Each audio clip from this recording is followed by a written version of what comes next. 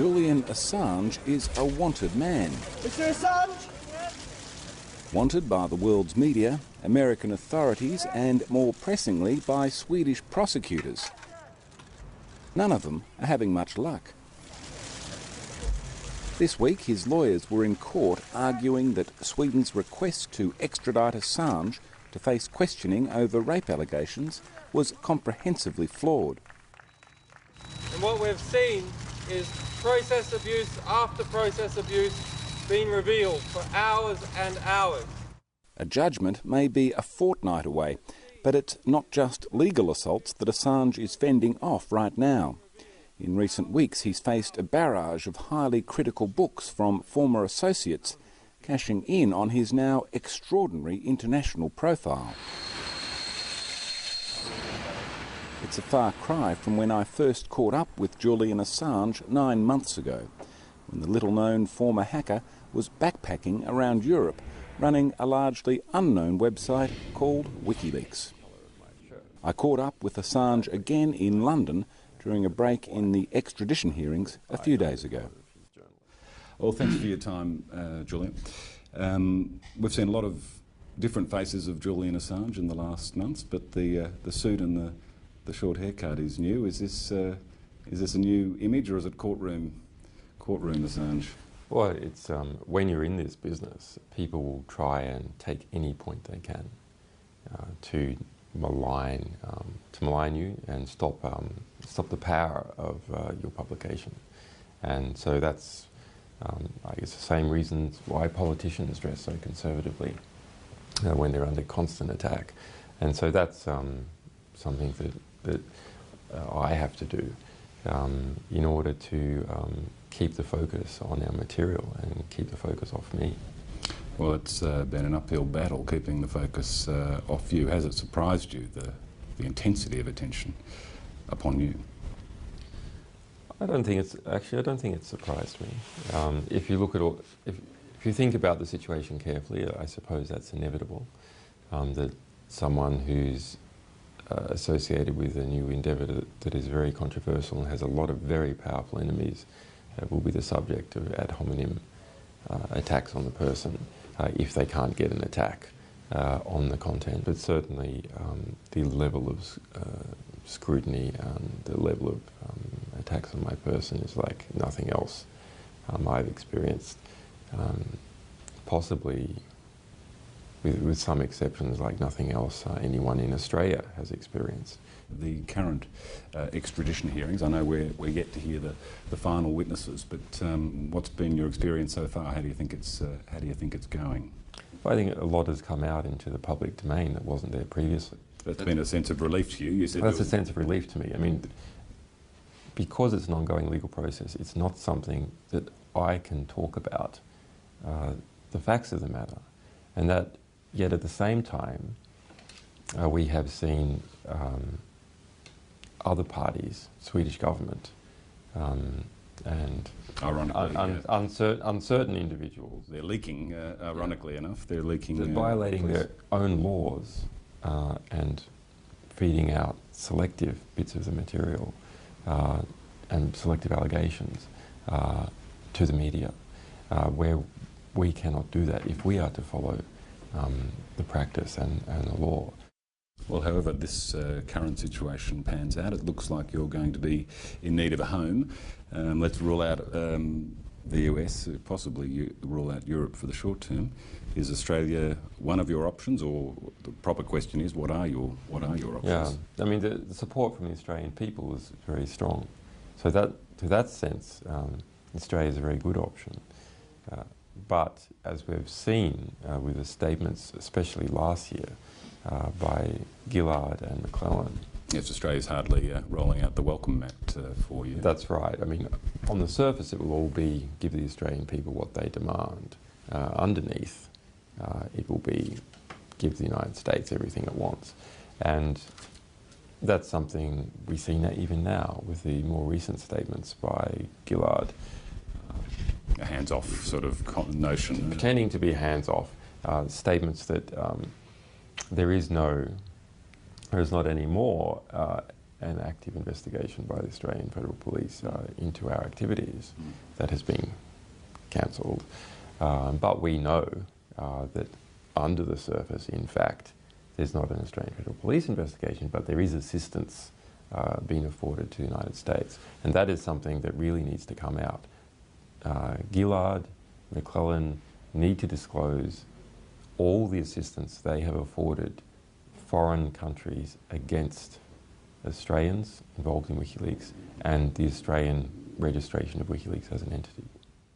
Well, why do you think the PM and other ministers are hostile, or apparently hostile to you?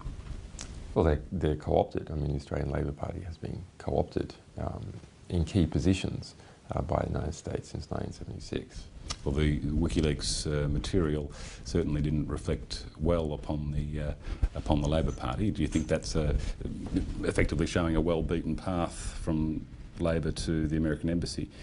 Do you think that reflects on their attitude towards you, that they've been embarrassed? Absolutely. I mean, since the time of Gough, there was a view in Washington that that should never happen again. You should never have a rogue Australian Prime Minister going and inspecting secret bases in Pine Gap and so on. It was not to happen again, and it hasn't happened again. Do you believe that the Labor government, or the Labor Party, has shown to be compromised in the WikiLeaks material? It has been compromised, and the failure to remove Mark Adib is an example of that compromise spreading to others in the Labor Party. It is not just this individual. We must remember that back in December, we had a whole of government investigation into us involving ASIS, ASIO, the Australian Federal Police, and parts of Cabinet and the Defence Department. So, I mean, that's just an extraordinary thing. Absolutely extraordinary. I mean, that's more than the United States was doing. It is extraordinary to try and demonstrate such compliance simply because that I am an Australian, and therefore the Australian government might in some way be blamed for my activities. And that is completely turned around. All of those have been dropped as a result. All the official investigations have been dropped. Are you still sensitive, or are you still cautious that Australia would extradite you if there was an American request?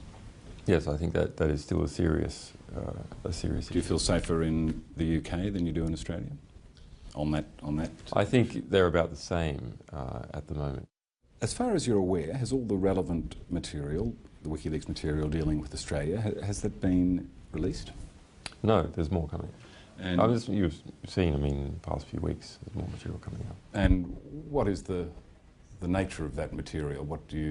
How do you read it? What do you think it reveals about Australia? Well, it's pretty spread spectrum. I mean, it involves a number of different large companies and politics, international politics. I don't want to go into any specific detail, obviously. You had a blossoming relationship with the New York Times and The Guardian that soured very severely. When did that go off the rails, and briefly, why? For the Cablegate material, we were in a position last year where we could see that the US intelligence sector as a whole was pulling in favours from every area of the world where we had people located. And we were quite concerned about a sort of mass roundup that would interfere with our ability to publish. As part of that, we gave a backup copy of the material to The Guardian to be used in the event that we were no longer in a position to publish ourselves. We had a written contract with The Guardian. Yeah. If they were to look after this backup copy, they could read it, but they were to not publish anything from it. They were to not give it to any other organisation, and they were to store it on a machine that was completely separate from the internet to keep it secure. The Guardian breached every one of those things although we were in negotiation with other newspapers, it squirreled away an entire copy to the New York Times. It stored the material on internet-connected computer systems where the Chinese intelligence and God knows who could get it, and it published stories on it. And it set all this in motion without telling us. Well, we're starting to see an impact, certainly in the Middle East, from some of this WikiLeaks material. The upheaval in Tunisia has been labelled the WikiLeaks revolution. Are you claiming Egypt as well? Well, we have to be careful here. Of course, the actual revolution is always done by the people of a country, and usually as a result of years and years of abuse, and there's no difference here. But it does seem to be the case that material that we published through a Lebanese newspaper, Al Akbar, was significantly influential to what happened in Tunisia. Perhaps the most important part were that the cable showed that Ben Ali in Tunisia would not necessarily be backed up by the United States. Rather, it was the army that would be supported by the United States.